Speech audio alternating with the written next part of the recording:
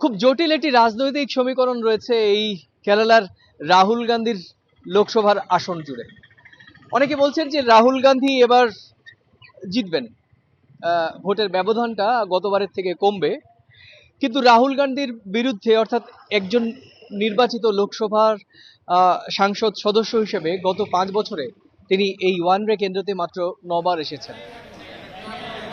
26 April তৃতীয় দফায় লাইনে দাঁড়িয়ে ভোট দিয়েছেন দক্ষিণ ভারতের প্রাকৃতিক সৌন্দর্য ঘেরা কেরালার ওয়েনারের লোকসভার সাধারণ মানুষ। তবে 2019 সালের তুলনায় ভোটার পরিস্থিতি ছিল কম। ভোট দিয়েছেন 71% মানুষ, যা গেল বছরের তুলনায় 5% কম। আর এতেই কংগ্রেস শিবিরে চিন্তার ভাঁজ। কেরালায় রাহুল কেমিস্ট্রিতে কি তাহলে কোনো পরিবর্তন আসছে?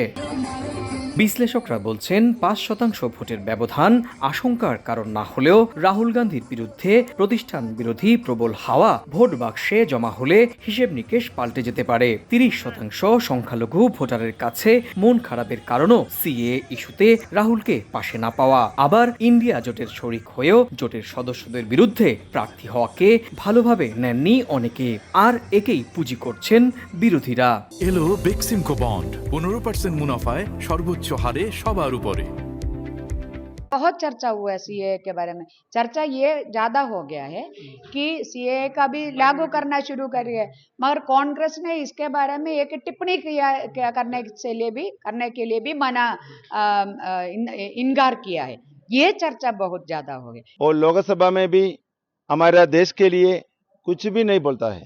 अभी केरला में आके, हमारे डिस्ट्रिक्ट में आके ये राहुल गांधी सीपीआई के अगेंस्ट में कंटेस्ट करता है। राहुल गांधी जी के खिलाफ जनता का बहुत आक्रोश है। वो राहुल गांधी जी के साथ वो पीएफआई वाला और मुस्लिम लीग, जमायत इस्लामी, पूरा आतंकवादी समूह राहुल गांधी के साथ है ना। রাহুল ভক্তরা বলছেন ভিন্ন কথা।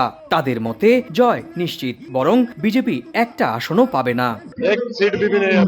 শেষ মুহূর্তে জয়ের হাসি কে হাসবেন সেটা জানা যাবে 4 জুনই। তবে এবার কঠিন প্রতিদ্বন্দ্বী বাম প্রার্থী, প্রতিষ্ঠান বিরোধী হাওয়াও এবং ভোটের হার কম হওয়ার কারণেই এবার রাহুলকেও পড়তে হতে পারে তীব্র চ্যালেঞ্জের মুখে, বলছেন ওয়েনারের স্থানীয় রাজনৈতিক মহল। সুব্রত আচার্য, সময় সংবাদ, কেরালা, ভারত।